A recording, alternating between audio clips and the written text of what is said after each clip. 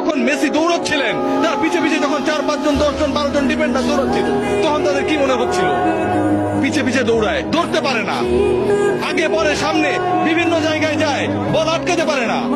এটাই হচ্ছে একজন ফুটবলারের সৌন্দর্য। লিওনেল মেসির সৌন্দর্য ও জায়গায়।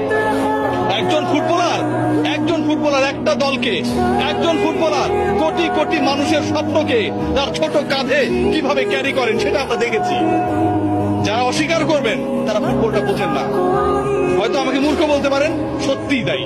ব্রাজিলিয়ান কিংবা অন্য কোন দেশের সমর্থকরা যারা অপছন্দ করেন, যারা আসলে লিওনেল মেসির এই জাদুর ছোঁয়ায় মন্ত্রমুগ্ধতায় আটকাতে চান না, যারা লিওনেল মেসির এই অবদানকে, একজন ফুটবলার পুরো দলটাকে কিভাবে গড়ে তুললো, স্বপ্ন দেখালো, এগিয়ে নিল, শেষ পর্যন্ত জয়ের প্রান্তে, জয়ের সেই সুন্দর একটা জায়গায় পৌঁছে দিল, সেই জায়গাটাকে তারা আসলে বিশ্বাস করেন না। তারা আসলে ফুটবলের সৌন্দর্যই বোঝেন না।